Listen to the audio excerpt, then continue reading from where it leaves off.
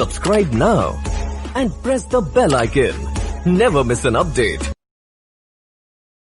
Hello guys, you are watching Pratibha Academy and once again you are most welcome to this educational academy and hope you will live a better, prosperous and happy life.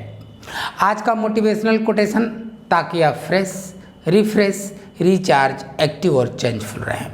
Guys, you are not a product of your circumstance.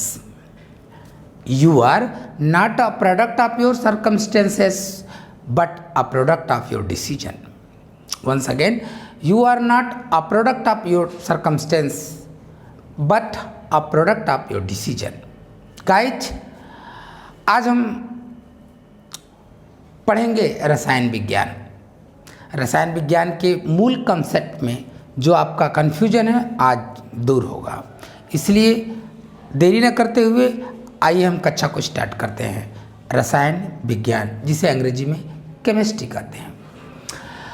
रसायन विज्ञान की मूल अवधारणाएं, रसायन विज्ञान की मूल अवधारणाएं अर्थात बेसिक कंसेप्ट ऑफ केमिस्ट्री. क्या है बेसिक कंसेप्ट? पदार्थों के संगठन तथा गुणों के अध्ययन हेतु विज्ञान की एक शाखा प्रचलित हुई. पदार्थों के संगठन तथा गुणों के अध्ययन हेतु विज्ञान की एक शाखा प्रचलित हुई जिसे रसायन विज्ञान कहा गया. रसायन विज्ञान को अंग्रेजी में केमिस्ट्री कहते हैं या रसायन विज्ञान को अंग्रेजी में केमिस्ट्री कहा जाता है. और केमिस्ट्री शब्द की उत्पत्ति मिस्र के प्राचीन नाम केमिया से हुई है. केमिस्ट्री शब्द की उत्पत्ति मिस्र देश के प्राचीन नाम केमिया CHEMIA केमिया से हुई थी. केमिया शब्द का अर्थ काला रंग होता है. केमिया शब्द का अर्थ काला रंग होता है.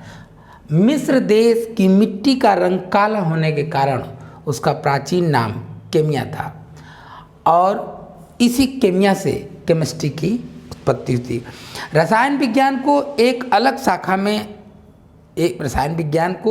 अलग शाखा के रूप में स्थापित करने का श्रेय रॉबर्ट बायल को दिया जाता है.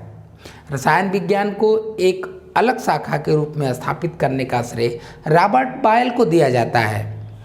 रसायन विज्ञान की विभिन्न खोजों तथा विभिन्न महत्वपूर्ण सिद्धांतों के विकास के लिए जे वर्जीलियस को रसायन विज्ञान का पितामह कहा गया तथा लेवाइसियो को आधुनिक रसायन विज्ञान का जन्मदाता कहा गया. अर्थात रॉबर्ट बायल, जे वर्जीलियस और लेवाइसिए के बारे में एक कोई कन्फ्यूजन नहीं होना चाहिए कि जे वर्जीलियस की भूमिका क्या है, रॉबर्ट बायल की भूमिका केमिस्ट्री में क्या है और लेवाइसिए. रॉबर्ट बायल को रसायन विज्ञान को एक अलग शाखा के रूप में विकसित करने का श्रेय रॉबर्ट बायल को गया और रसायन विज्ञान की विभिन्न खोजों तथा महत्वपूर्ण सिद्धांतों को विकास करने के लिए जे वर्जीलियस को रसायन विज्ञान का पितामह कहा गया तथा लेवाइसियो को आधुनिक रसायन विज्ञान का जनक अर्थात जन्मदाता कहा गया.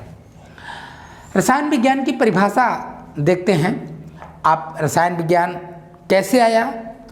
रसायन विज्ञान को पढ़ना है तो साइंस की पहले आप आई बटन में जाकर साइंस की पढ़ाई को आप पढ़िए. वहाँ से साइंस को जो कई भागों में बांटा गया उसमें से एक भाग का नाम है रसायन विज्ञान. तो आइए डिफिनीशन ऑफ केमिस्ट्री, रसायन विज्ञान की परिभाषा की तरफ बढ़ते हैं. रसायन विज्ञान की वह शाखा है जिसके अंतर्गत पदार्थों के संगठन, संरचना, परिवर्तनों तथा उससे संबंधित भौतिक एवं रासायनिक गुणों तथा अभिक्रियाओं का अध्ययन किया जाता है. आप बखूबी इस डिफिनीशन को लाइन बाय लाइन याद कर लेंगे. रसायन विज्ञान की वह शाखा है जिसके अंतर्गत पदार्थों के संगठन, संरचना, परिवर्तनों तथा उससे संबंधित भौतिक एवं रासायनिक गुणों तथा अभिक्रियाओं का अध्ययन किया जाता है. रसायन विज्ञान में आगे बढ़ने से पहले उसके क्षेत्र, उसकी भूमिका के पहले हम आपको वैज्ञानिक पद्धति या चरण के बारे में आपको बताना चाहते हैं. वैज्ञानिक पद्धति या आचरण, system and step of scientist कोई विज्ञान का कोई बच्चा साइंटिस्ट कब होता है, कैसे बनता है, क्या क्या चीज़ उसके दिमाग में आती है, वो आम बच्चों से अलग हो जाता है और एक दिन साइंटिस्ट हो जाता है। वो समस्या सबके सामने आती है लेकिन उसको कोई एनालिसिस नहीं करता, उसके लिए कोई प्रयास नहीं करता। जो प्रयास नहीं करता वो पिछड़ जाता है। सीखना और प्रयास करना ही तो एक अच्छे विद्यार्थी का लक्षण है। तो वैज्ञानिक पद्धति या वैज्ञानिक वही सामान्य लोग होते हैं लेकिन वो काफ़ी उससे महसूस करते हैं जिसकी वजह से उनका तरीका अलग हो जाता है। फियोग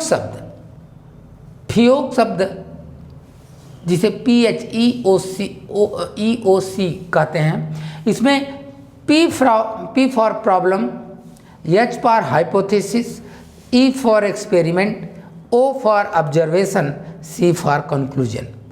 ये बातें स्टेप बाय स्टेप है। हर व्यक्ति के सामने कोई ना कोई समस्या आती है, हर व्यक्ति के सामने कोई ना कोई समस्या आती है। तो जब समस्या आती है तो जो सेंसिटिव लोग होते हैं वो परिकल्पना करते हैं, हाइपोथेसिस करते हैं, परिकल्पना करते हैं। जो सामान्य लोग होते हैं वो इसके बारे में ध्यान नहीं देते। तो जो परिकल्पना करेंगे कि क्या किया जाए कि जिसकी वजह से हमें हमारी ये समस्या दूर हो जाए, फिर उस परिकल्पना के तहत वो एक्सपेरिमेंट करेंगे, वो तरह तरह का प्रयोग करेंगे और प्रयोग करने के बाद जब प्रयोग करेंगे तो उनके सामने जो कंडीशन आएगा तो ऑब्जर्वेशन करेंगे, उसका निरीक्षण करेंगे कि प्रयोग किस पोजीशन पर पहुंच रहा है। उसके बाद कंक्लूजन लिखेंगे, निष्कर्ष या परिणाम होगा। अर्थात आपके सामने परेशानी आ गई कि हमें यहाँ से 30 किलोमीटर जाना है पैदल, तो पैदल जाने में बहुत टाइम लगेगा। तो आदमी परिकल्पना करेगा क्यों ना एक साइकिल का निर्माण कर लें। साइकिल के निर्माण करने के बाद उसे समझ में आएगा कि जो 6 घंटा का रास्ता है वो तो 3 घंटा लग रहा है। फिर उसके सामने एक परिकल्पना होगी कि क्यों ना ऐसा कुछ हो जाए जो तेज़ चले, तो मोटरसाइकिल की बात सोचेगा और मोटरसाइकिल कैसे बनेगा इसके लिए वो प्रयास करेगा, अटेम्प्ट करेगा। फिर और भी परेशानी आएंगी, धूप लगेगा, पानी बरसेगा, तरह तरह की बातें आएंगी मोटरसाइकिल पर, तो वो परिकल्पना करेगा कि क्यों ना एक 4 व्हीलर का के बारे में सोचा जाए जो बंद रहे, कोई दिक्कत ना हो, हम समय से पहुंच जाएं। फिर और तेज़ी से और दूरी को कवर करना है तो प्लेन की बात सोचेगा, अर्थात हेलीकॉप्टर की बात सोचेगा। फिर एरोप्लेन या एयरक्राफ्ट की बात सोचेगा। फिर और आगे बढ़ेगा, मिसाइल की बात करेगा, एयरक्राफ्ट, मिसाइल, फिर तरह तरह का और भी इसी तरीके से विमान का प्रयोग करता जाएगा। वो हर तरह के प्रयोग इसमें शामिल है। स्टेप वही है, एक वैज्ञानिक बनने का तरीका यही है। और जब इसलिए P for problem, H for hypothesis, E for experiment, O for observation, C for conclusion, अर्थात समस्या, परिकल्पना, प्रयोग, निरीक्षण, निष्कर्ष या परिणाम। जब परिकल्पना प्रयोगों पर खरी उतरती है तो सिद्धांत बन जाती है। परिकल्पना जो है, पहले परिकल्पना माने ऐसा हो सकता है, ऐसा किया जा सकता है, तो जो प्रयोगों पर जो परिकल्पना खरी उतरती है तो सिद्धांत का रूप धारण कर लेती है। इससे पहले कि हम आपको रसायन विज्ञान का महत्व और रसायन विज्ञान की शाखाओं के बारे में चर्चा करें, आइए रसायन विज्ञान के इतिहास के बारे में जानते हैं। रसायन विज्ञान का संक्षिप्त इतिहास, जिसे इंग्लिश में कहते हैं ब्रीफ हिस्ट्री ऑफ केमिस्ट्री। रसायन विज्ञान का इतिहास जानना जरूरी है। इसके बाद हम लोग पढ़ेंगे रसायन विज्ञान का क्षेत्र और रसायन विज्ञान का महत्व। रसायन विज्ञान एक अति विस्तृत विषय होने के कारण, रसायन विज्ञान एक अति विस्तृत विषय होने के कारण इसके इतिहास को क्रमबद्ध करना एक जटिल कार्य है। परंतु संक्षेप में इसका क्रमबद्ध इतिहास निम्न प्रकार से है। फर्स्ट, प्राचीन इतिहास, एंशिएंट पीरियड। यह काल 3000 ईसा पूर्व से 350 ईस्वी तक माना जाता है। इस काल में मिस्र की कलाओं जैसे पेंटिंग, धातुकर्म, किण्वन इत्यादि पर प्रथम पुस्तक लिखी गई। इस काल में 4 तत्वों पृथ्वी, अग्नि, वायु तथा जल का सिद्धांत स्थापित हुआ।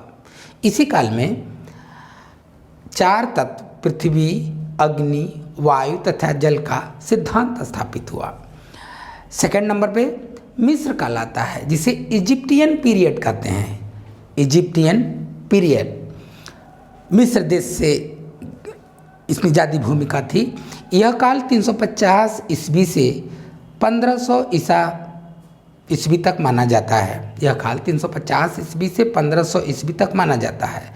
इस काल में तांबा, लोहा, सोना, आसवन, वाष्पन, ऊर्ध्वपातन, अम्लों, क्षारों और धातुओं का अध्ययन किया गया। तांबा आप जानते हैं Cu, लोहा आयरन Fe, सोना Au, आसवन आप जानते ही हैं, वाष्पन जानते ही हैं, ऊर्ध्वपातन वह क्रिया जिसमें ठोस अवस्था बिना द्रव में बदले ही गैस में परिवर्तित हो जाता है, जैसे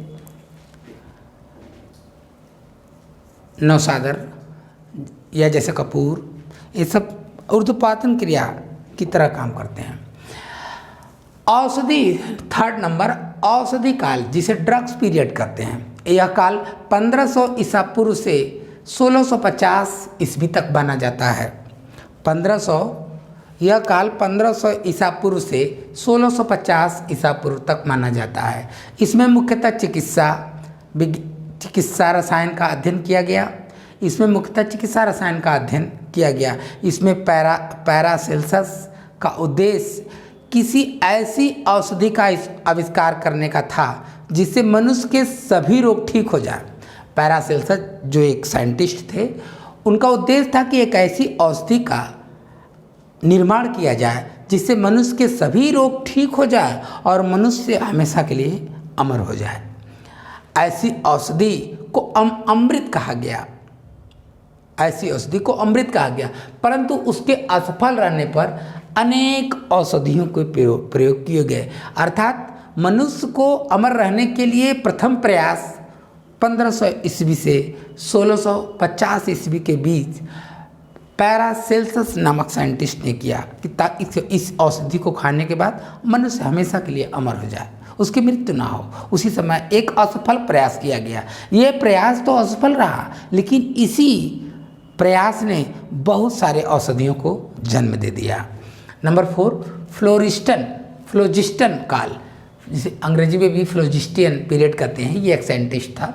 यह काल 1650 ईस्वी से 1744 ईस्वी तक माना जाता है। इस काल में स्टॉल तथा फ्लोजिस्टन, रॉबर्ट बायल, सीले, डॉक्टर ब्लैक, पिस्टले तथा कैवेंडिश आदि ने अनेक खोज की। इस काल में इतने साइंटिस्टों का ज़्यादा भूमिका थी। नंबर 5 और अंतिम आधुनिक काल, जिस समय हम रह रहे हैं, हम सभी रह रहे हैं, उसे मॉडर्न पीरियड कहते हैं।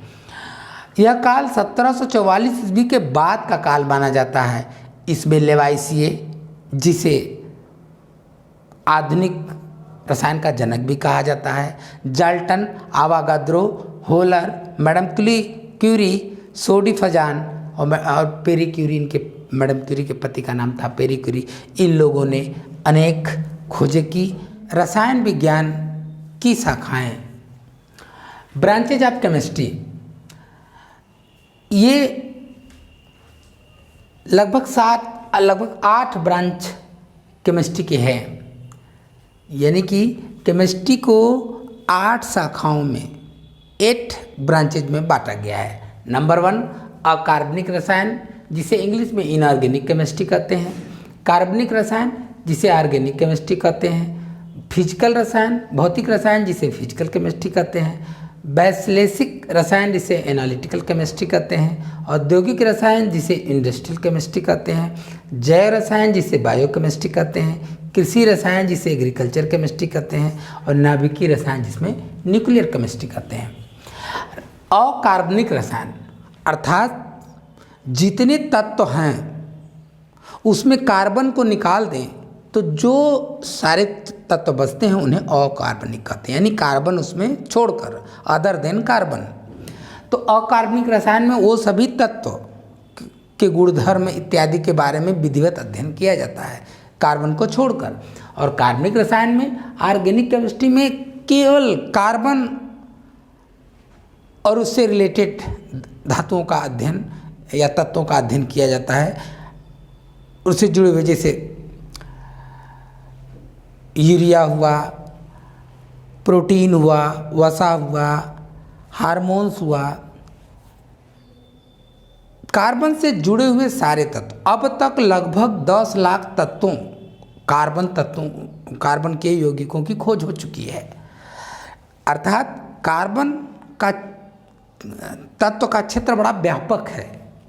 इसलिए एक अकार्बनिक रसायन की किताब बांट दी गई, दूसरा कार्बनिक, उसमें सिर्फ कार्बन और उससे सहयोगी या उससे जुड़े हुए तत्व रहेंगे, उसमें रिलेशन। तो अकार्बनिक रसायन और कार्बनिक रसायन, भौतिक रसायन, विश्लेषिक रसायन, औद्योगिक रसायन, जैव रसायन, कृषि रसायन, नाभिकीय रसायन, जैसा कि नाम से ही पता है कि इस रसायन में क्या क्या चीज़ हमें जानकारी हासिल हो सकती है। अंत में न्यूक्लियर केमिस्ट्री, ये काफ़ी इम्पोर्टेंट है और इसमें इसे 5 भागों में बांट दिया गया। हरित रसायन, पर्यावरण रसायन, औषधि रसायन, भू रसायन और खगोल रसायन। हरित रसायन को ग्रीन केमिस्ट्री कहते हैं, पर्यावरण रसायन को एनवायरनमेंट केमिस्ट्री कहते हैं, औषधि रसायन को मेडिकल केमिस्ट्री कहते हैं, भू रसायन को जियो केमिस्ट्री कहते हैं और खगोल रसायन को एस्ट्रो केमिस्ट्री कहते हैं। ये इसके अंतर्गत डिटेल में आप विधिवत पढ़ लेंगे, इसे तैयार कर लेंगे। और अब हम आगे बढ़ते हैं। रसायन विज्ञान का महत्व एवं विस्तार, importance and scope of chemistry का। रसायन विज्ञान का महत्व इतना बढ़ता गया कि इसका क्षेत्र बहुत विस्तार हो गया। इसलिए इसे हम कई भागों में, लगभग 9 भागों में हम बांट दिए रसायन विज्ञान के महत्व और विस्तार को। क्या क्या है? कृषि के क्षेत्र में स्वास्थ्य, परिवार नियोजन एवं कल्याण के क्षेत्र में, कृषि के क्षेत्र में अर्थात इन द फील्ड ऑफ केमिस्ट्री, स्वास्थ्य, परिवार नियोजन एवं कल्याण के क्षेत्र में in health, family planning and welfare, in the field of health, family planning and welfare. उद्योग में in the field of industrial, प्रदूषण नियंत्रण में in the field of pollution controlling, जीव विज्ञान में इन बायोलॉजी, परिवहन एवं संचार में transportation and corresponding in the field of transportation and corresponding, in the field of war, युद्ध में, खाद्य पदार्थ तथा उसके संरक्षण में, food substances and their preservation, in food substance and preservation, दैनिक जीवन में, in the field of daily life. इसका इम्पोर्टेंस इतना बढ़ गया कि इसे हम 9 भागों में बांट दिए। नाम से ही पता है कि इन क्षेत्रों में इनका कितना महत्व होगा। अगली टॉपिक में हम मिलते हैं, तब तक के लिए बेस्ट ऑफ लक। आप खूब पढ़िए, खूब बढ़िए।